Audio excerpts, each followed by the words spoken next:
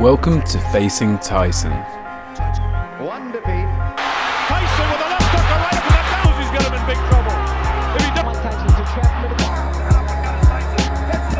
The podcast where we hear from some of the men who faced off against the baddest man on the planet. We moved to Washington, D.C. We stood for 5 or 6 years. We lived there, Washington, D.C.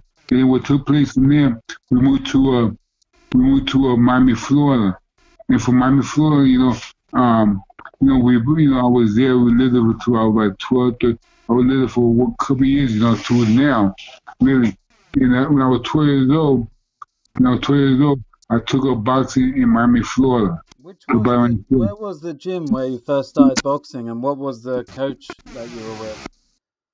Oh, the first coach I was with was Bobby Allen and Eddie Ludlow. And this was a Mopar boxing gym in Miami, Florida. Which part of Miami was that? Moat Park, did you say? Mopar, that's Miami, Florida, on 36th Street, Miami, 36th Street, about 9th Avenue, 10th Avenue. And Miami, Florida. Was it a small town you lived in Cuba and then moved to a big city like Miami? Well, it was the town. It was legal. Yes, it was pretty small. Yes, I believe small. Rodrigo, where I came from. But you see, what happened was my father was a very real known person. Because my father was like an advisor for the president of Cuba. He was an advisor for Batista, the president of Cuba at the time. My father was an advisor for him. So therefore, so they give us, they give us like helped us a lot, helped us in knowing that Castro was going to come and take over. And what attracted you to boxing in the first place? You started boxing when you were 12, you said. Yes. Well, once I heard that my oldest brother in Cuba had boxed against Teofilo Stevenson. He boxed Teofilo Stevenson 3 times, and wow. Well, because I seen Teofilo Stevenson on in the Olympics, how he won and everything. And I said, my brother fought him, man, he's good. My brother must be good. And then I heard my brother fought 3 times. My brother lost 2 controversial decisions against Teofilo Stevenson. So that helped me a great deal too, also. So are all your brothers quite big guys? Are they like you? Because you're 6'5", right? No, I'm 6'6". Yeah, my brother who for Stevenson, he's like 6'4.5". Like 6'4.5" for Stevenson. I used to have another brother, his name Jose too. See, all of us named Jose Ribalta, we have different middle names. Is that where you get your nickname from, El Nino, because you're the youngest of the 3 brothers? No, I have 5 brothers and 5 sisters. Yeah, exactly. Nino, that's like baby boy. Right. Yeah. Boy. Yeah, right. So, yeah, where I got a nickname from, yeah. Did you have any heroes or idols in boxing, people that you looked up to? Well, my biggest idol in boxing was Muhammad Ali, and I kind of like the Larry Holmes too. Larry Holmes, even though I eventually fought Larry Holmes, but I looked up to him. I looked up to Larry Holmes. I looked up to him, but eventually fought him. But because you like I said, a strong jabber, kind of similar to Larry Holmes, right? You had a good left jab. Yes, pretty strong. Yes. Yeah. But even when I fought Larry Holmes, a man, the 2 announcers, not announcers, the people who were in the corner, the judges said if he had not knocked you down, we would have given you the fight. If he had knocked you down twice, we had given you the fight. That we told my coach. The judges told my coach that. I said, wow.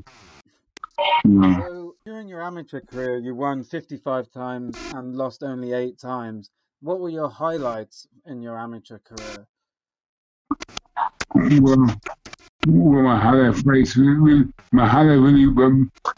was I went to the national. I went to the national for Johnny Williams. I believe Johnny Williams went to the Olympics. Went to the Olympics. I'm not sure he went to the Olympics, but he did pretty good. He did pretty good, and he won the national, and he won the matter of fact, he beat me twice. He beat me in the semifinals to go to the Olympics, and he beat me in the finals in the National Golden Glove. So he beat twice. Right. Was it a big change for you to go to the professionals at the young age of 19? Was it a big change from the amateurs? Yes, well, like I say, yeah, it's something that I wanted to do because one thing I used to do, I used to watch Muhammad Ali and I watch Larry Holmes. Larry Holmes, I said, man, you know what? I want to be like them. I want to be world champion. And that's what I strive to do, become a world champion like Muhammad Ali and Larry Holmes. And I said, you know what? I'm going to turn pro now. I'm going to turn pro. And I turned pro at 19. Did you have a lot of faith in your ability to win the world title? You believed that you were going to win? I have faith, but I really did have faith. Yes, yeah. But what happened to me was that a lot of time, for a lot of these guys, I lost controversial decisions to a lot of these guys, and they kind of hurt me a great deal. Sure, you'll agree this was a kind of a controversial decision you probably should have won when you fought Cecil Coffey in Atlantic City, I believe, for a Bob Arum show. Yes. It was a draw. Like I say, there's a lot of fights that I should have won. Like Cecil Coffey, yeah. Matter of fact, the other day on Facebook, he would tell me about one time he told me you won, but one time he said, "Oh, I won that fight." And what he told me, but he told me the first time we spoke, he said, "You won that fight. You beat me." That's what he said to me. Yeah. And that was Cecil Coffey said. He's a real hell of a fighter. Because matter of fact, I spoke to him again. I spoke to him a couple of days ago. I said to him, "Listen, man, if I go ahead and get this fight with Mike Tyson, the exhibition with Mike Tyson, I might fly you in to come and help me out. Come in here to help me out, because he had like kind of similar style to Mike Tyson, a lot of pressure, but he's pretty strong." Yeah, that's true. So not long after the Coffey fight, you boxed Bone Crusher Smith. What can you remember about his power and just him, a person and a boxer? Well, Bone Crusher Smith, that was a hard fight. Yeah. But before I like to tell you, before I fought Bone Crusher Smith, I had sparred with Muhammad Ali. I sparred with Muhammad Ali. We did 3 rounds, 3 good rounds, and everything. Me and Muhammad Ali and everything. We sparred, we did pretty good. And then all of a sudden, they had me, "Jose, you gonna fight Bone Crusher Smith?" I said, "Okay, yeah, I'll fight him." Next thing you know, I went in here and saw Muhammad Ali and Angel Dundee at the fight in Buffalo, New York. I said, "Man, what are they doing here?" They were at the fight. And then after the fight with me and Bone Crusher Smith, Angel Dundee said, "I'm sorry." Muhammad Ali said, "You know what? You won that fight. You won that fight." So he told me, I said, "Whoa, I know, Ali, man. I did, thank you. I just thanked him, for saying that I won the fight against with Bone Crusher Smith. But like I said, a lot of my fights, even with Tim Witherspoon, the same thing. A lot of my fights, that took place. A lot of my fights, a lot of controversial decisions. Like, even when I fought this guy named Frank Bruno from England, when I fought him, he hit me behind the head. I was telling the referee, he hit me behind the head. Referee told me, "Shut up and keep boxing. Shut up and keep boxing." Wow. I guess I said, "Man."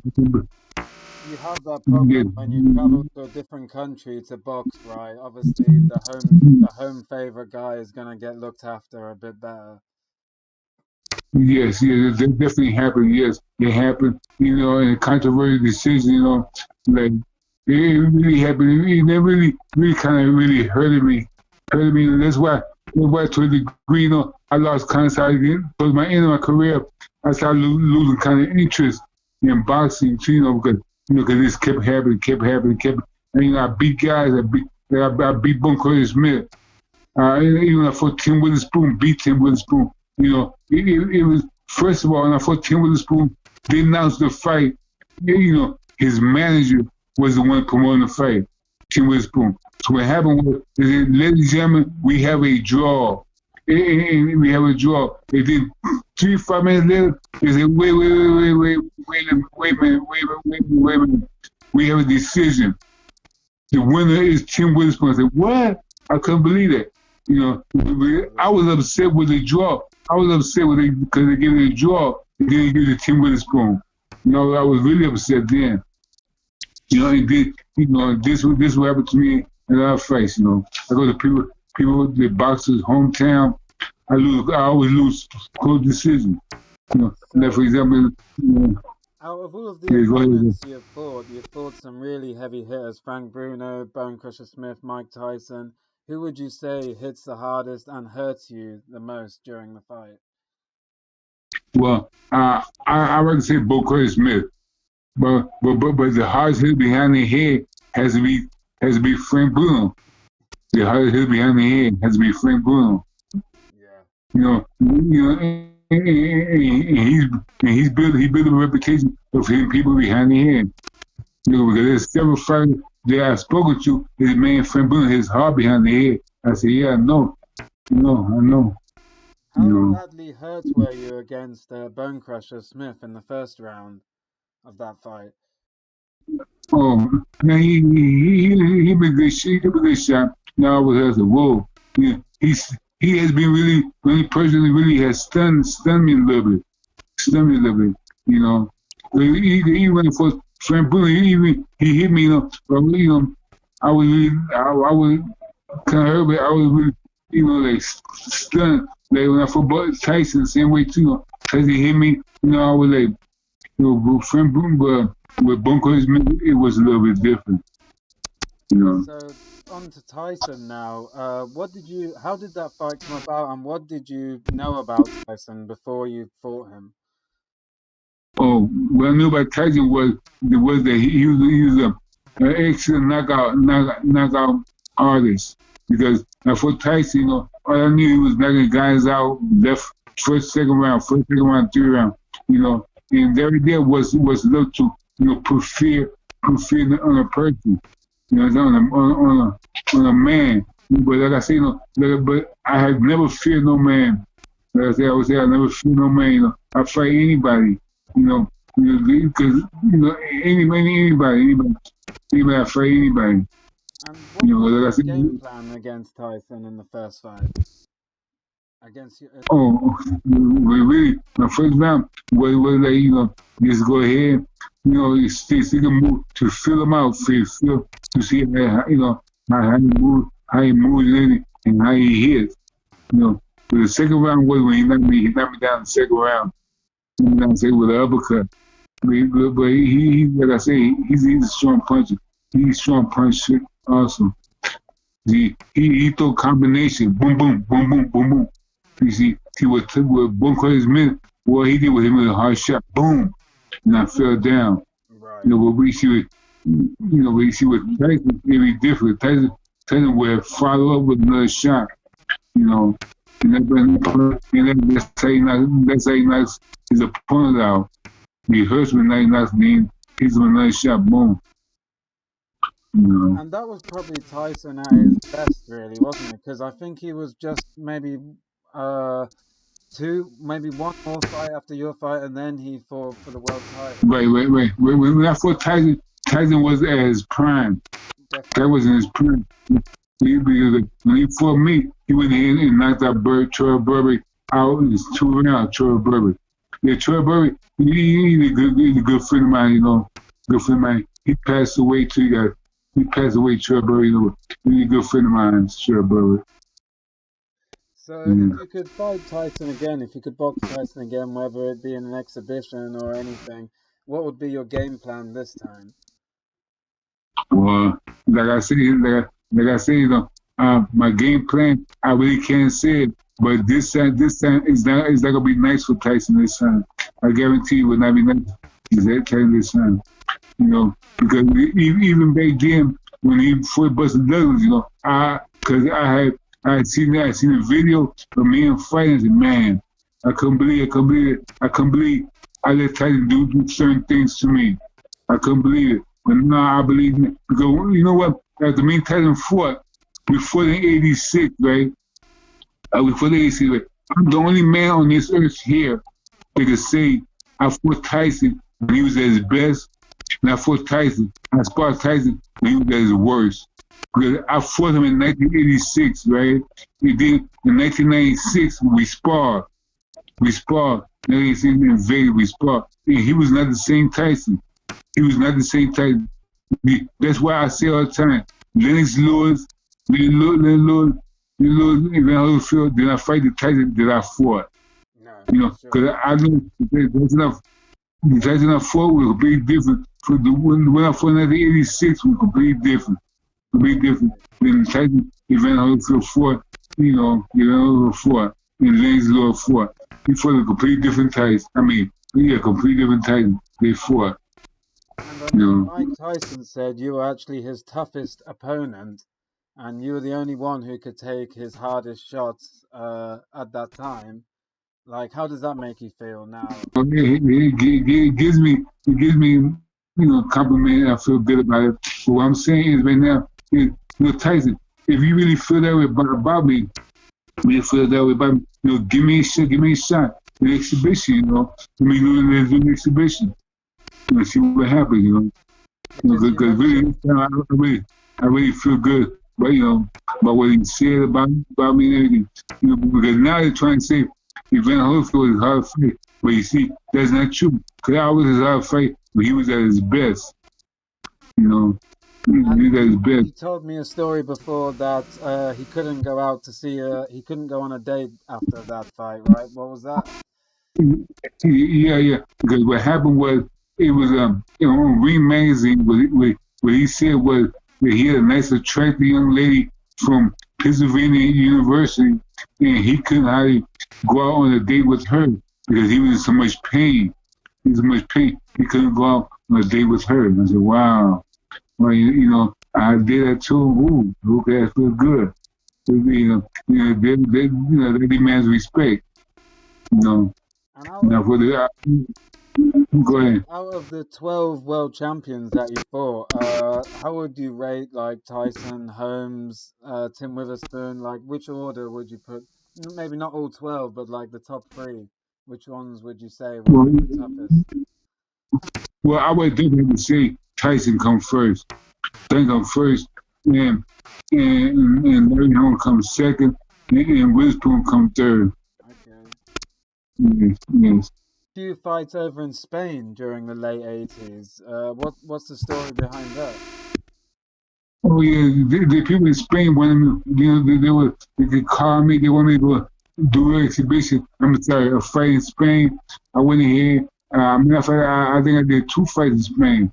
Yeah, I did pretty good. I scored in the first, second round. I got Jack Johnson spot. I did one with Jack Johnson. I did one with him. Stuck him in the second round. He pretty good fighter. Like him. There's somebody else who was. The 2 fights we did in Spain. When you came back from Spain, then you fought Tim Witherspoon, right? Yes. Do you think that was a controversial decision? Of course it was. He know the controversial. He has to. You see, a lot of times fighters, right? Fighters, a lot of times, they know when they have won a fight. That's why Tyson admitted when he said because after the fight, me and Tyson, right? After we fought, he couldn't even go out. He couldn't even go out on a date with the young lady because me and my 4 brother and my brother-in-law, we went to the casino. We went to the casino. We didn't even have a good time at the casino. While Tyson was in bed, going through pain. we just said we didn't have a good time. Cause we did. Cause I feel good. I feel good. Like I said, my coach really coached me in pivoting. Dave Clark. Dave Clark, pivoting. Dave Clark, yes. What was your training consisting of at this time? Like, were you running a lot? Oh no! Yes. I was basically running. Yes, raining, and like I said, the punching will mean. I don't run at 3.5, 4 mile running, like basically, but the punching was basically the pivot.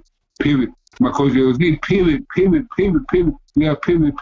And that's why now I see why Tyson said his body was in so much pain, when he fought me, because I was really pivoting. It probably didn't look that aggressive on TV, but when I pivot, boom, it makes a difference. Because I'm hitting you with 200-some pounds. I'm hitting you with my body weight. That's what took place there. Because after the fight, I asked my coach, hey coach, Dave, why is it that he didn't say I don't see him with no pain. And he said, my coach said, don't worry about it, you'll see it later. And then when Tyson retired, that's when he spoke about that. That's when he said how much pain he had. Yeah, he had after after the fight. He couldn't even go out with a young lady. Couldn't even go out on a date. Never happened. And how long were you sparring partner of Jerry Cooney? Was that for a few years or a few months or? No, it just me and Jerry Cooney. We knew each other for a while. But we sparred for about 2 weeks. 2 weeks we sparred. 2 weeks. Yeah, it was good. Jerry Cooney, he punched pretty good. He punched good left hook with a good right hand. He put pretty hard with that. Pretty good fighter. Did you move to New Jersey at some point to pursue your career? Oh yeah, what happened was in 1982. I'm sorry, 1984. 82, I moved to New Jersey. 83, I moved to New Jersey. Yeah, because my manager that I had, he wanted me to be trained by another trainer. But then I had to leave my coach, Dave Clark. Cause I had. What was the manager? Oh, at the time was Mike. I'm sorry, it was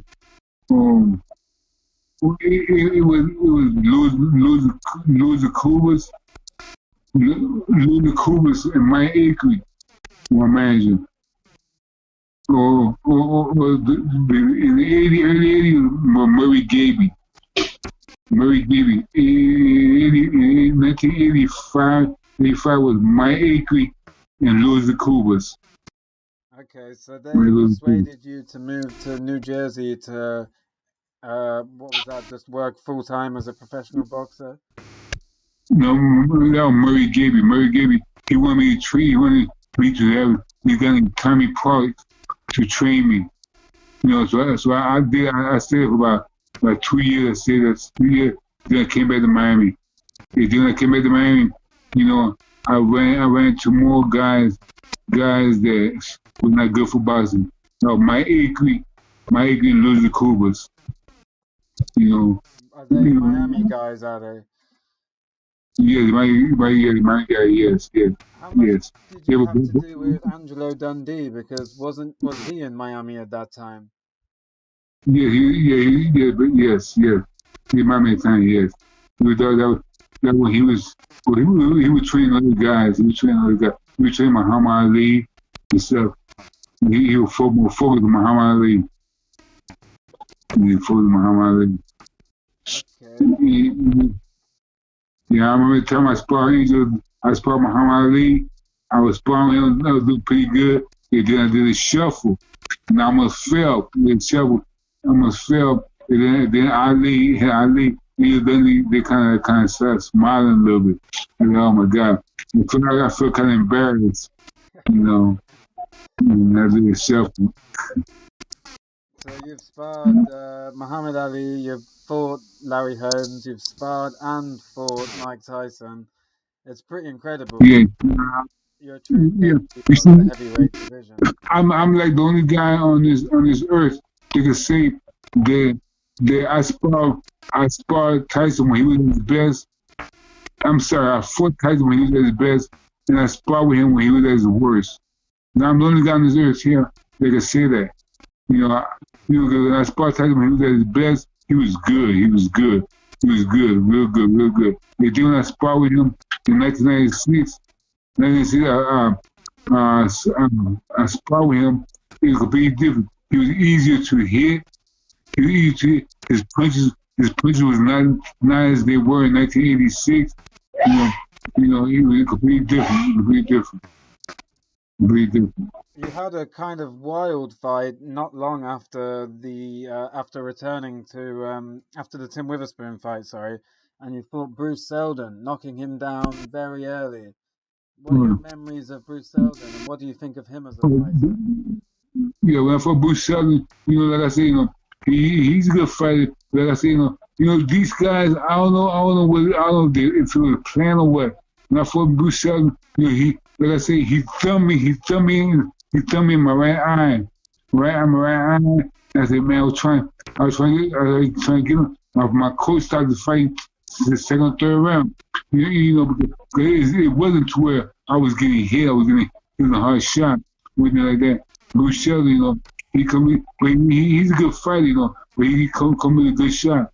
Because even like, what, 2-3 months later or whatever, Tyson knocked him out. Tyson stops him. Yeah. Tyson, you know what I'm saying? So, like I said, I don't know. This happened to me several times, Like I even fought Joe Hill. Joe Hill, the same thing, I don't know if they were planning to him in the eye or what. But same Joe Hill, the same thing. He ran the eye and thumbed me right in my eye. I said, man, I couldn't believe it.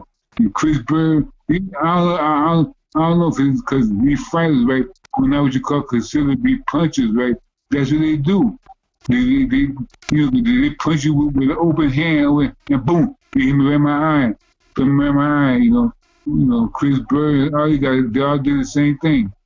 They all did the same thing. But 3 times in my right eye and 1 time my left eye. Excuse me. That's what's been happening. When you fought Vitaly Klitschko, you traveled to Germany. What was that whole experience like for you? Oh, when I fought Klitschko, they really set me up for that fight. So Klitschko, when I fought Klitschko, right, I had a fever when I fought Klitschko. I had a fever when I fought Klitschko. Having a fever when I fought Klitschko was they gave me some extra money. They gave me extra money. They gave me. And I said, listen, I'm not fighting Klitschko with a fever because I have a fever. And Klitschko, they knew they had a fever.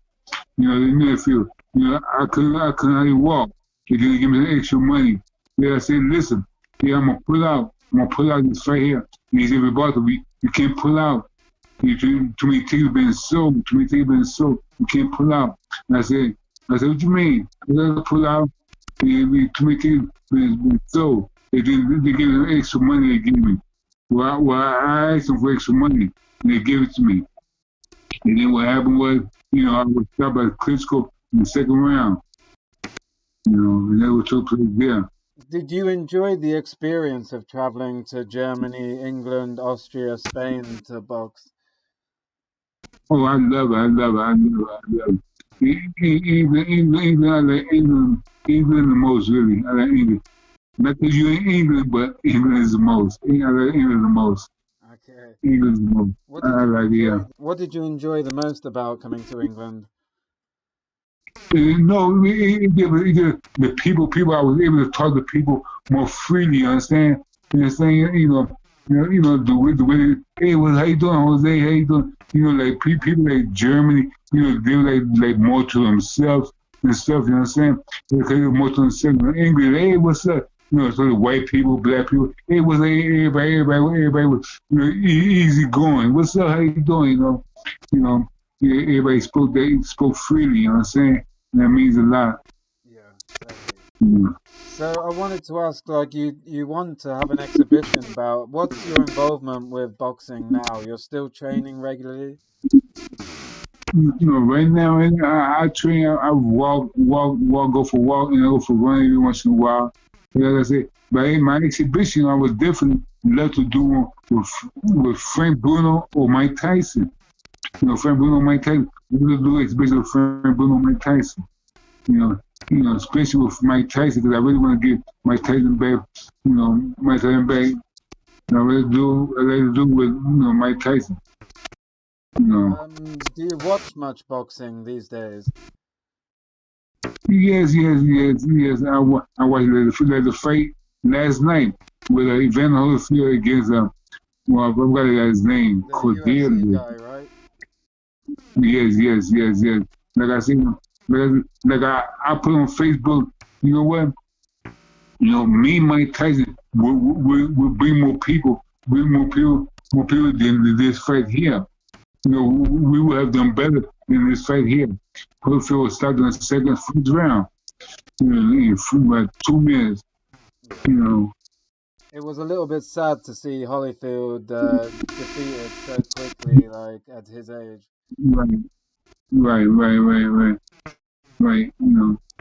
I say, I don't know what people do, but one thing I know is that I've never done drugs, never drunk a beer, and that means that people say no, or it doesn't mean nothing. That means a lot.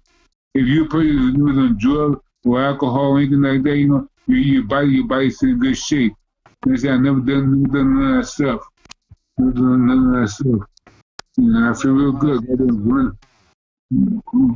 go out there and run 4 miles, 5 miles like nothing. I feel real good. My body feels good. And do you do any coaching now at any local clubs? You mentioned before what it was, mini demons, was it?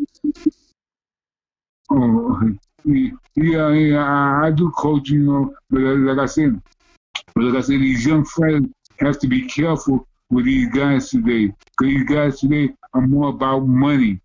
So therefore, if these guys today who are trying to box now, they have to be careful with how they're being trained and who's managing them. Because I had situations where I had managers that beat me. They put me in a fight. I believe they were getting paid money under the table. You understand? But like I said, a lot of people today, they fights, they gotta be careful. Because these trainers, the managers today, they're all about the money. So they gotta be careful. And I wanted to mention, you were talking previously about your son? Oh, my son. He's doing boxing right now. Boxing. His name is Jamel Ribalta. But like I say, I really like most fathers. Don't like my lot of fathers today. They don't like to see their son boxing. You know what I'm saying? Because I really don't want my son to box. But he wants to do it. But like fighters today, I think the list goes on. They don't want to see the fighters fight because they know what they have to go through. You know what I'm saying? And what's the name of the boxing club you're involved with now in Miami? It's called Mickey Demons Boxing Club. Mickey Demons. Have any young professionals from the Miami area who the internet should look out for? Right now, like I say, I've been trying to go to the gym every once in a while now, but I really haven't focused so much on that right now. But now I'm gonna start doing it. I'm gonna start going to the gym now more often, to see now what's going on. To train more fighters now. At one time they wanted me to go train fighters in England and in Italy. They want me to go train fighters there. I said, yeah, okay. That's it right there. Now I like to mention, let be careful. These fighters today, to be careful because these decisions, how they steal decisions from fighters from fighters. Like for example, I had a lot of fights that was robbed. I was robbed in a lot of fights. And I robbed a lot of fights. You gotta be careful. And these managers, you gotta be careful. These fighters, you gotta be careful with these managers. A lot of these managers are crooked people. They deceive you. You gotta be careful with that too. Would you do These managers, anything differently? If you could turn back time, would you do anything differently with your professional career? yes. I would definitely select a different person to manage me. Different person to manage me. Somebody like you trust, Because a lot of guys today, they deceive you. They tell you, I'll choose better manager and better trainer. As far as being more honest. Being more honest. It's best to have an honest manager. The manager that has knows all kinds of things about boxing. It's best to have an honest manager who knows a little bit. That's where I feel like, because the one who knows a little bit, eventually will get you to the top. Being honest, doing it the honest way. Yes, definitely. Yes, it's how to find honest people in boxing. Yeah, especially the managers and promoters. Yeah, especially promoters, they deceive you. The promoters, like, they really put it on you, the promoters. They're not good people, be careful.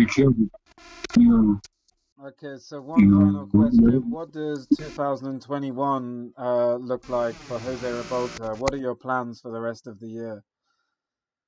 Right now, my plan right now is to see if I get this exhibition with Mike Tyson. If I get it, hey, that'd be great. It'd be great, If I don't, hey, it was not meant for it to happen. And that's it. But I would definitely like to do an exhibition with Mike Tyson.